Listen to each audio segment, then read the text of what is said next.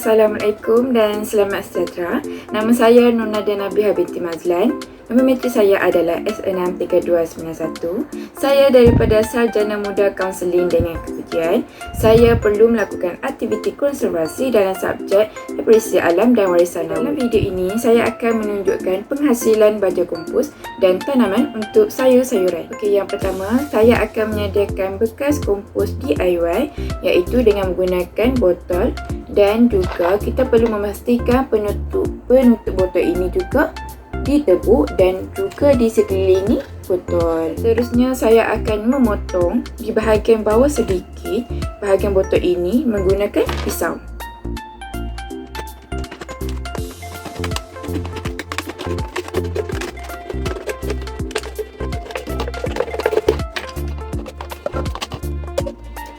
Okey, ini adalah keadaan botol selepas kita potong dan kemudiannya di bahagian atas kita perlu terbalikkan bersambung di bahagian bawah. Okey, bekal DIY ini adalah untuk membolehkan ia menjadi penapis air yang membolehkan air untuk keluar daripada proses pemerapan kompos. Mari kita lihat bahan-bahan yang akan digunakan dalam penghasilan baja kompos. Okey, yang pertama saya akan menyediakan sisa makanan yang saya peroleh daripada kulit bawang, kulit telur, kulit kentang, buah oren dan sebagainya. Yang kedua adalah saya menggunakan gula merah untuk membantu mikroorganisma membekalkan tenaga. Kemudian saya akan masukkan sisa makanan ini ke dalam botol yang kita sudah potong dan kemudiannya berselang-seli dengan gula merah.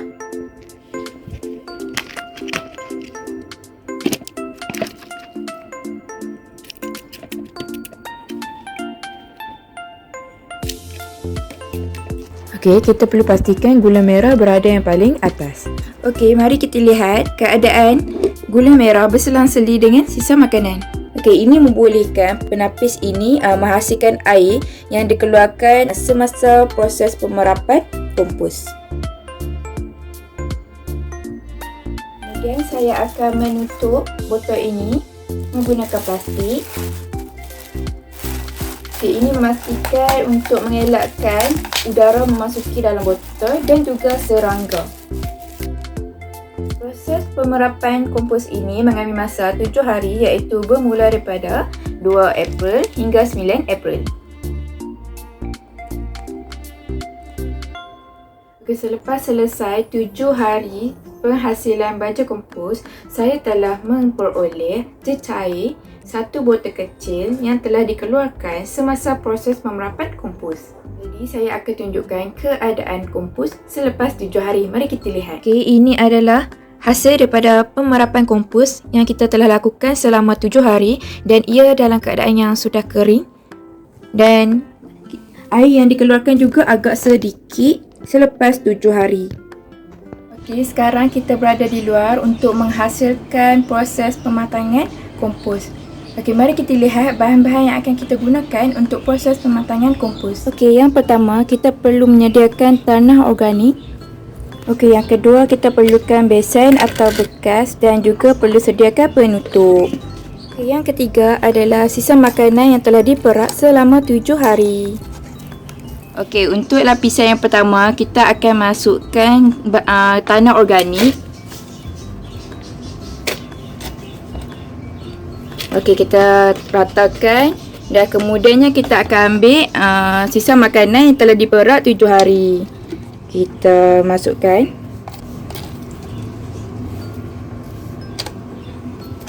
Okey, kita ratakan sisa makanan ni.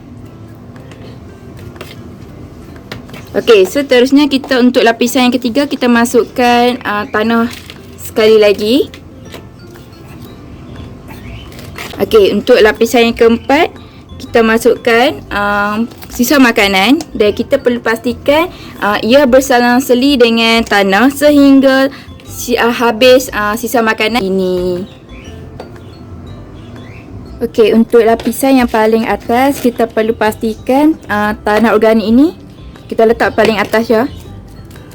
Okey, selepas selesai kita membuat proses pematangan kompos. Okey, kemudiannya kita perlu tutup bekas ini dan kita akan biarkannya selama 2 minggu, iaitu bermula daripada 9 April hingga 23 April.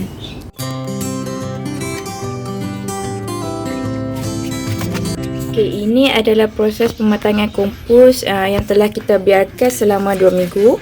Okey, mari kita lihat. Okey, ini adalah proses pematangan kompos di mana sisa makanan ni bercampur dengan tanah. Kemudian saya akan menghasilkan proses penanaman. Okey, yang pertama saya akan menyediakan bekas semaian. Yang kedua, saya akan gunakan bawang merah, 2 biji bawang merah. Perlu buang kulit dan juga kita perlu potong di bahagian atas bawang merah supaya kita perlu dapatkan bahagian penurasan tunas bawang ni, dan kita akan tumbuh di bahagian atas ni. Hasilnya selepas kita potong. Dan seterusnya saya akan gunakan serai, 3 serai. Untuk proses penanaman, saya akan masukkan tanah organik terlebih dahulu. Kemudian, saya akan masukkan kompos yang sudah dimatangkan selama 2 minggu. Selepas selesai, kita akan mulakan proses penanaman. Buat lubang sedikit di bahagian tengah. Ini kita akan masukkan serai terlebih dahulu. Okey, dah selesai. Kemudiannya kita akan masukkan bawang.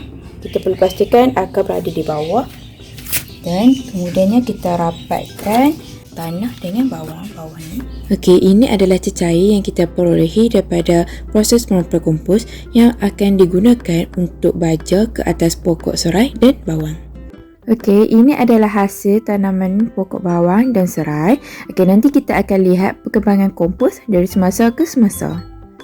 Mari kita lihat perkembangan tanaman pokok bawang dan serai menggunakan kompos dari sisa makanan.